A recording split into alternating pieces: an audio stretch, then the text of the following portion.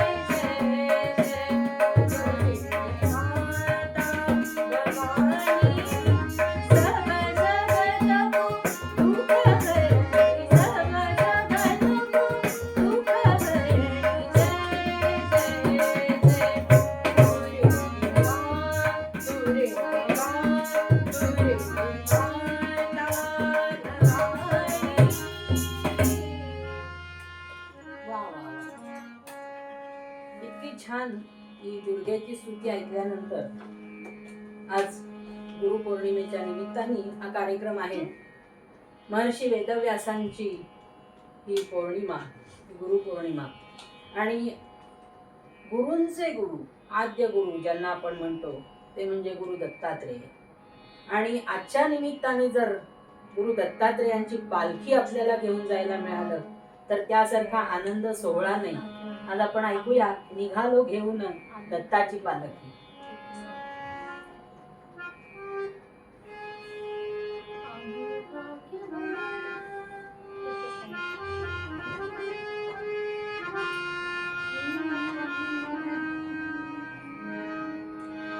आम्ही भाग्यवान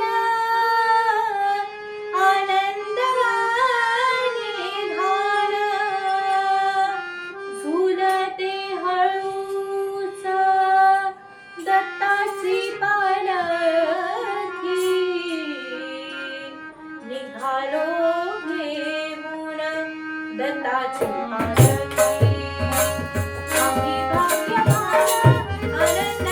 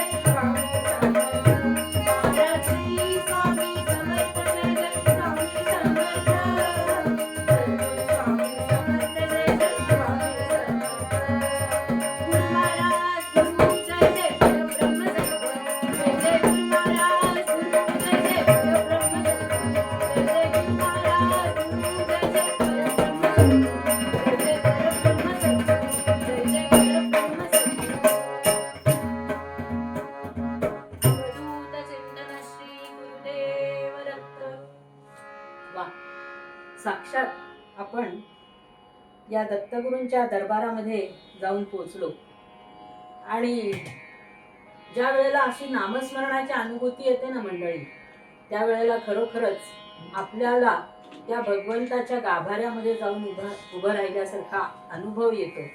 आणि हा अनुभव अनेक संतांनी घेतला.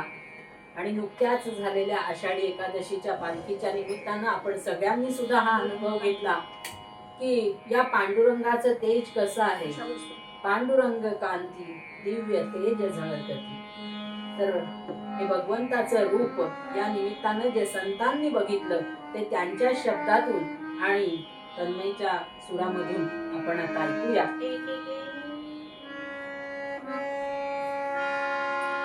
पांडुरंग कांती दिव्य तेज झळकती, रत्न खिळ भारती पांडुरंग कांती दिव्य तेज झळकती, रत्न खिळ भारती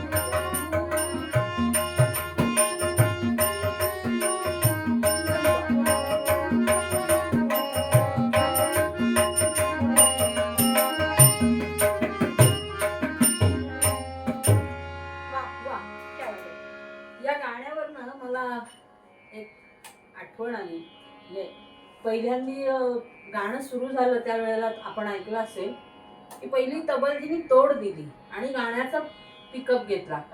काही संगीतकारांच्या संगीतामध्ये अशी मजा असते की अशी तोड जोड आणि पांडुरंगाच्या मंदिरामध्ये गेल्यानंतर एकदा त्या तोडीला खरं म्हणजे काही तोड नाही, त्याच्या दर्शनाला त्याच्या रूपाला याला काही तोड नाही. पण ही तोड ज्या वेळेला इथे येते ना त्यावेळेला जोड होते ती भक्ताची आणि भगवंताची.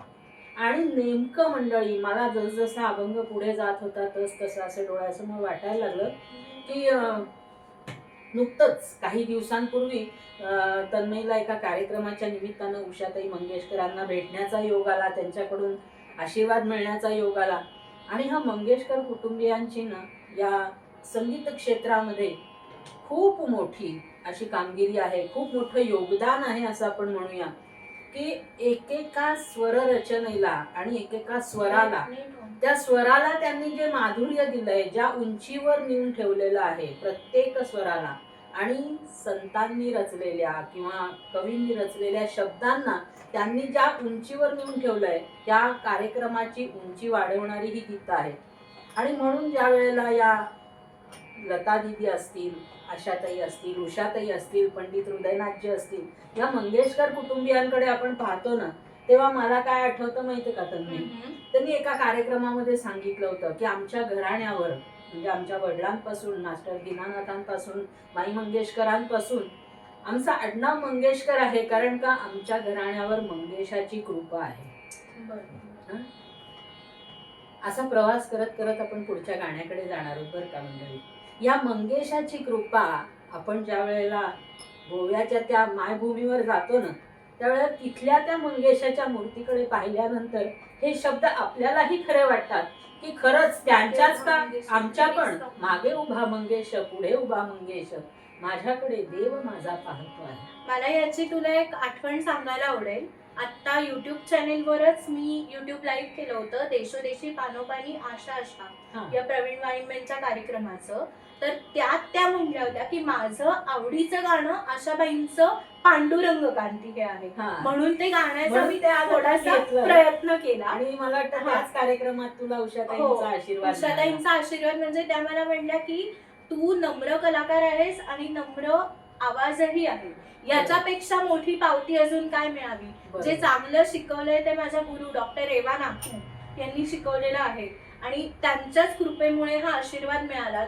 माझे वडील नचिकेत मंडळे त्यांचा हा स्टुडंट आहे ओंकार, आमचा घरातला सुदीन श्रीराम जोशी, तू आहेस स्वतः माझ्या पाठीशी आई या रूपाने. पण तरी सुद्धा म्हणजे आपण ज्या पुढच्या गाण्याकडे जाणार आहोत ना ते मला इथे जास्त चपखल बसते असं वाटतं. आई वडील आपल्या बरोबर असतात, सगळे आपल्या बरोबर असतात, पण या सगळ्यांच्या ठाई असलेलं जे ईश्वराचं तत्व आहे जे ह्या सगळ्या परिवारांनी भगवंताकडे बघून संगीत कलेला अर्पण केलंय, तर आज आपल्याला त्या गीताची आठवण मला तन्मयी येते. मला वाटतं यानंतर तू ते गाणं गायलंस तर खूप छान वाटेल, मागे उभा मंगेश पुढे उभा मंगेश. हो तेच एकच मिनिट. ते गाणं तू म्हण. आणि त्या गाण्यामध्ये सुद्धा महानंदा या चित्रपटामधलं ते गीत आहे, पण त्या चित्रपटामध्ये हे मंगेशाची आठवण सांगणारं हे गीत आहे. आणि ज्या वेळेला आशाताई असतील, लताताई असतील, लता दीदी असतील आणि उषाताई मंगेशकर असतील, मीनाताई असतील, वेगवेगळ्या तऱ्हेची गाणी आपण त्यांच्याकडून ऐकतो. बालगीतं सुद्धा त्यांनी मीनाताईंनी आपल्याला खूप छान दिलेली आहे. म्हणजे कुठलाही गीत प्रकार असा नाही की ज्याला यांनी स्पर्श केलेला नाही. आणि आज गुरुपौर्णिमेच्या निमित्ताने या सगळ्या गुरुतुल्य लोकांची आठवण येते, कारण महर्षी व्यासांच्या शब्दामध्ये किंवा त्यांचा गौरव करताना असं म्हटलं जातं की व्यासोच्छिष्टम जगत सर्वम. जगातली अशी एकही गोष्ट नाही की ज्याला महर्षी व्यासांनी स्पर्श केला नाही. तसं संगीत क्षेत्रातलं एकही क्षेत्र, एकही स्वर, एकही वाद्य, एकही स्वरवाद्य, म्हणजे मी तुला सांगते हे माझी एक आठवण की ओंकार, की जेव्हा हृदयनाथ जी गाणी मी ऐकते किंवा काही काही वेळेला मी पण वाजवण्याचा थोडासा प्रयत्न करते तेव्हा लक्षात येतं की ह्याच्यामध्ये त्यांनी काही वेगळेच ठेके वापरले, काही वेगळीच वाद्य वापरली आहेत आणि प्रत्येकाला त्यांनी त्या ठिकाणी न्याय दिलेला आहे. म्हणजे मला असं कधी कधी वाटतं की हृदयनाथजी असं स्वर कंपोज करायला बसलेत आणि मग त्यावेळेला बहुतेक ओंकार आलास का, ये, तू काय आणलंस, तबला आणलास, चल वाजव, तू काय आणलं, ढोलकी आणलंस, इथे ढोलकी वाजव, तुझ्याकडे काय, अरे हे असं इथे इथे या गॅप पेस मध्ये हे वाजव. म्हणजे प्रत्येकाला न्याय, म्हणजे जैत्र जैत पासून कुठलंही संगीत त्यांचं ऐका, या सगळ्यामध्ये आपल्याला या परमेश्वराच्या अनुभूतीचा. म्हणून जसं व्यासोच्छिष्टम जगत सर्वम, तसं या सगळ्या संगीत जगामध्ये प्रत्येक गोष्टीला त्यांनी स्पर्श केलेला आहे. आणि तो स्पर्श साधा सुद्धा नाही बरं का, परिस स्पर्श, त्यामुळे त्याचं सोनं झालेलं आहे असं हे गीत आणि त्यांच्यावर असलेला मंगेशाचा आशीर्वाद. तर आपण आता या गाण्यापर्यंत जाऊया. या मैफिलीच्या निमित्ताने मला मंगेशकर परिवाराबद्दल खूप बोलायला मिळालं. धन्यवाद. तर आता गाणं पुढे नेऊया. मागे उभा मंगेश, पुढे उभा मंगेश,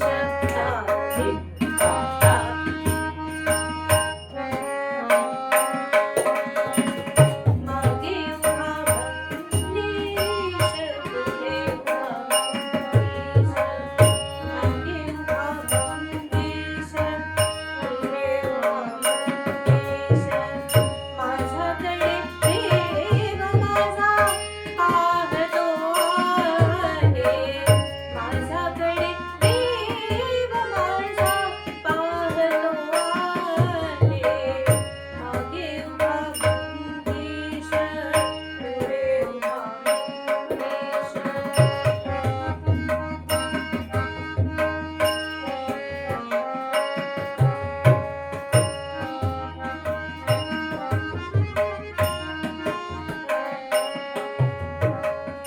जटाजूट माथ्यावरी चंद्रकला श्रीहरी, जटाजूट माथ्यावरी चंद्रकला श्रीहरी. सर्पमाळ उरे उरी, सर्पमाळ उरे उरी. चिताभस्म सर्वांगास, चिताभस्म सर्वांगास निंबून आहे. माझ्याकडे प्रेम माझा पाहतो आहे, माझ्याकडे प्रेम माझा पाहतो आहे. मागे उभा मंगेश, पुढे उभा मंगेश.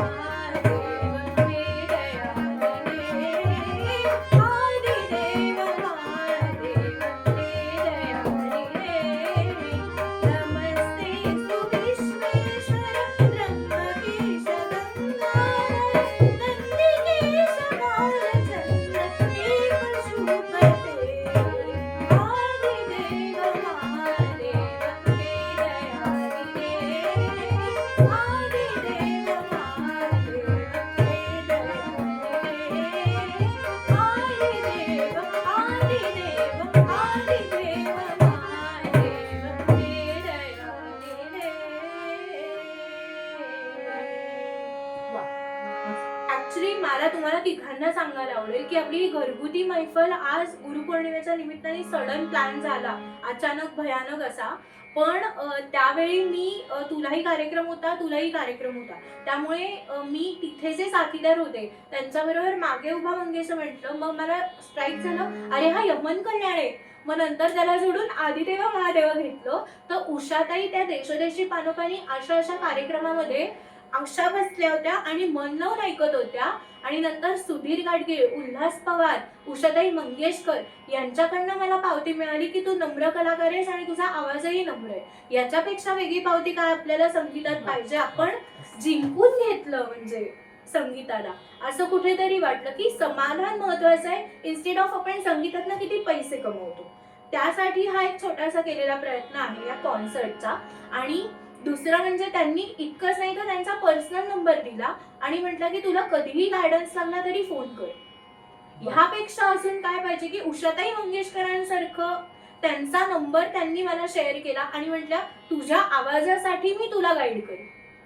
त्या मुंबईच्या आहेत ऍक्च्युली, पण ही पावती मिळणं माझ्यासाठी, माझ्या गुरूंसाठी, आई वडील आणि तुम्ही सगळे माझे दोघं भाऊ आहात, आपल्यासाठी खूप अभिमानाची असं मला वाटतं. आणि ही संधी दिल्याबद्दल मी जाहीररित्या प्रवीण वाईंबे काकांची आजन्म ऋणी आहे. आता आपण पुढच्या गाण्याकडे वळूया. छान. आता पुढच्या कार्यक्रमातल्या गाण्याकडे जाताना मला एक प्रसंग तुम्हाला सांगावा असं वाटतो. समर्थ रामदास स्वामींच्या जीवनातला हा प्रसंग आहे. समर्थ एकदा पंढरपूरला गेले होते पांडुरंगाचं दर्शन घ्यायला आणि पांडुरंगाच्या त्या मूर्तीकडे त्यांनी पाहिलं आणि विटेवरती उभा आहे, कटेवरती हात आहे. पण त्यांच्याकडे बघितल्यावर समर्थांना काय दिसलं माहितीये? ते म्हणाले इथे का रे उभा श्रीरामा. त्यांना त्या ठिकाणी सुद्धा रामच दिसला.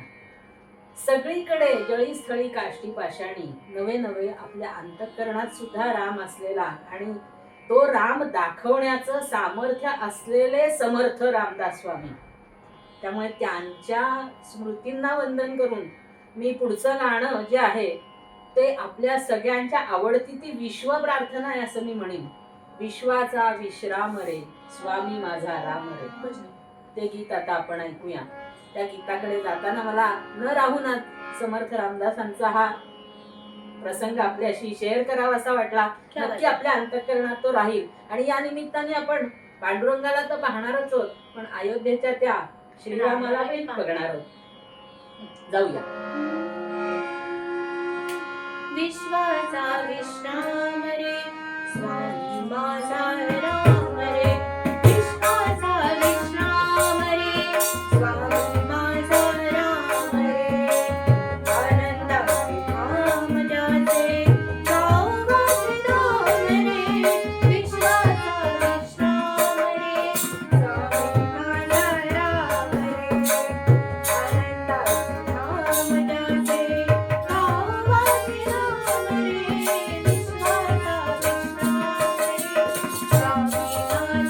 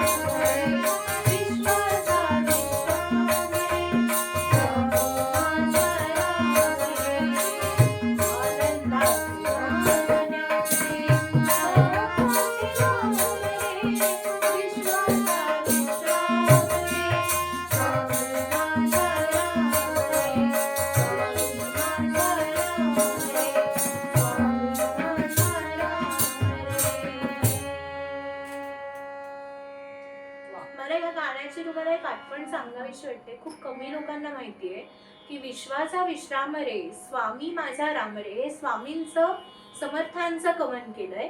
पण त्याआधी अभिषेकी बुवांनी लिहिलंय विश्वाचा विश्राम रे स्वामी माझा राम रे आणि मिथ्या हे अनेक रे सत्य राम एक रे विष्णू कृष्ण जगन्नाथा करी हा विवेक रे. त्यामुळे अभिषेकी बुवांनी अजरामर केलेलं आठवणीतील गाणीवर पण आपल्या सगळ्यांना हे गाणं मिळणार आहे. त्यात त्याचा राग आहे माहिती आहे, पण अभिषेकी बुवांनी प्रचलित केलेलं हे गाणं आहे.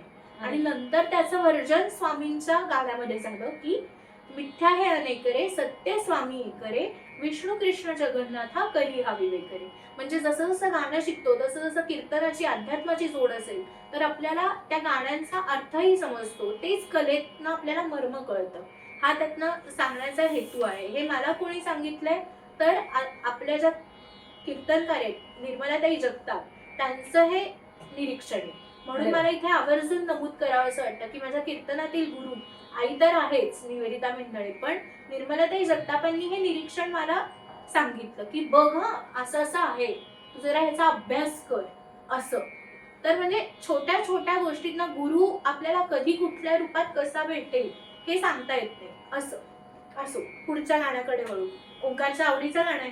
या आठवणीवरनं मला आठवलं की श्रीमद भागवतातही असंच सांगितलेलं आहे की विश्व कृष्ण जगन्नाथ ही सगळी भगवंताची रूपं आहेत आणि भगवंताच्या रूपामध्ये सच्चित आनंद आहे. त्यामुळे या सच्चित आनंदाचा जर प्रत्यय घ्यायचा असेल तर आपण भगवंताच्या कथा ऐकाव्यात, श्रवण कराव्यात आणि त्या गाव्यात यथाशक्ती यथामती जसा आवाज असेल तसं गावं, पण भगवंताचं नाम गावं.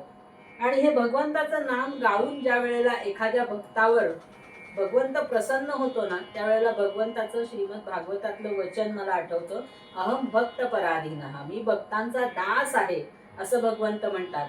आणि त्यामुळे नाथा घरी नाचे माझा सखा पांडुरंग. तर त्यासाठी आता आपण या पांडुरंगामध्ये पंढरपूरच्या राऊळामध्ये जाऊया आणि त्या ठिकाणी जो जल्लोष चाललाय तो या गीतातनं बघूया. अबीर गुलाल उधळी तरंग नाथा घरी नाचे माझा सखा पांडुरंग.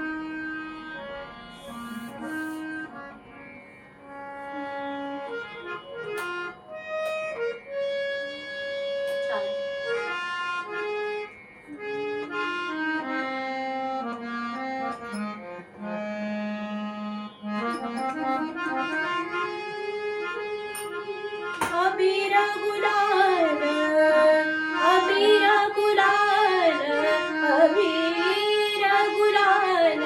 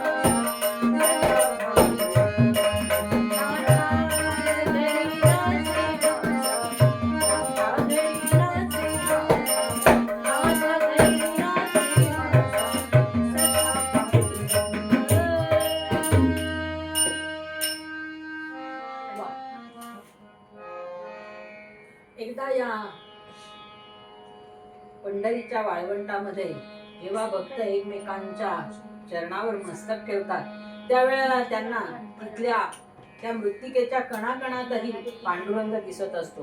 सर्व चराचरामध्ये त्यांना भगवंत दिसत असतो आणि हा चराचरामध्ये असलेला भगवंत आपल्या अंतःकरणामधून कधी स्त्रवायला लागतो भक्तीच्या रूपानं हे कळतच नाही. त्यामुळे पुढचं गीत जे आहे त्यामध्ये या शब्दांचा अनुभव आपल्याला घेता येणार आहे, या भावनेचा अनुभव आपल्याला घेता येणार आहे. मंदिरात अंतरात तोच नांदत आहे. ऐकूया. दत्तधामा आहे ग असं म्हटलंय त्यांनी. क्या बात आहे. हा दत्त म्हणजे गुरु. ज्या ठिकाणी भगवंत आहे त्या ठिकाणी गुरूंचं स्थान आहे, भगवंताचं स्थान आहे, दत्तात्रयांचं स्थान आहे. गुरुर् ब्रह्मा गुरुर्विष्णू गुरुर्देवो महेश्वरः गुरु साक्षात् परब्रह्म तस्मै श्री गुरवे नमः. मंदिरात अंतरात तोच नांदत आहे. मंदिरात अंतरात तोच नांदत आहे. ज्ञानदेही ज्ञानरूपी तुझा देव आहे. मंदिरात अंतरात तोच नांदत आहे. ज्ञानदेही ज्ञानरूपी तुझा देव आहे. मंदिरात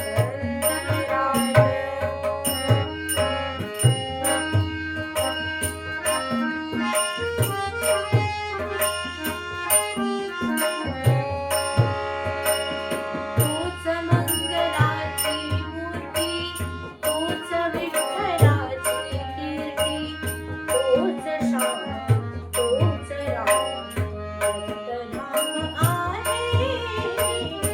मंदिरात अंतरात तोच नांदत आहे.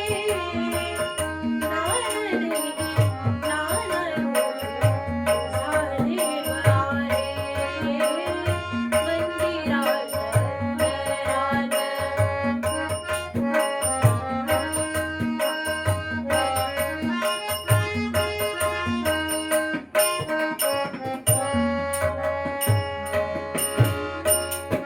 संतांची या कीर्तनात साधकांच्या चिंतनात तोच ध्यास तोच आस तोच श्वास आहे.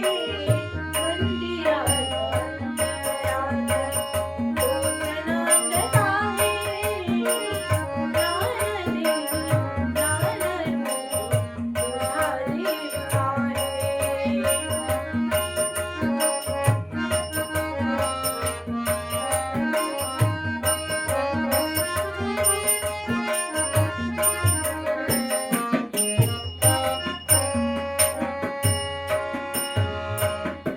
तोच बाल्य तारुण्यही वार्धक्याचा विश्रामही.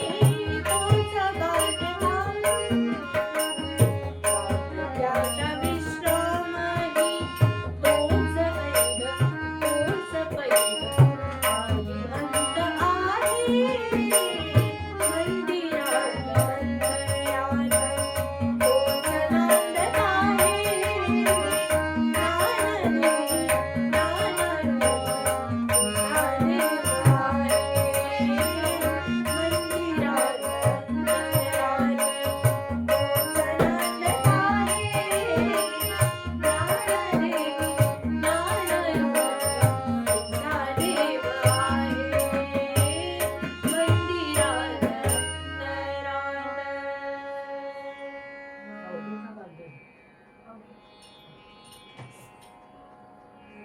काया ही पंढरी आत्मा हा विठ्ठल. हा अनुभव ज्या वेळेला भगवंताचं नाम घेताना येतो ना त्यावेळेला असं वाटतं की हा देह जर पंढरपूर असेल आणि त्यामध्ये असलेला पांडुरंग हा जर नाथांच्या घरी जसा नाचायला लागला तसा जर नाचायला लागला तर काय अनुभव येतो?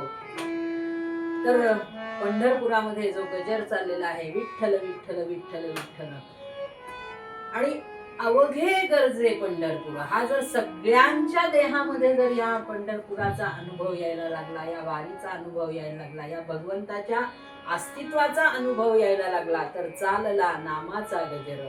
आणि मग मात्र काहीच शिल्लक राहत नाही, इडा पिडा टळून जाती. हा सगळा आनंद सोहळा, हा सुख सोहळा ज्या गीतामध्ये वर्णन केलेला आहे, ते गीत आता या निमित्ताने आपण ऐकूया आणि आपणही त्या भावनेमध्ये तल्लीन होऊया, त्या स्वरांमधून नाहून निघूया आणि उत्तम असा दमदार ठेका या गीताला आपल्याला लावायचा आहे. तर तो ठेका सुद्धा अनुभवूया की त्याच्यामधूनही आपला हा नाद रंग नाचायला सुरुवात करेल. नाथा घरी नाचे माझा सखा पांडुरंग, अवघे गरजे पंढरपूर, चालला नामाचा गजर.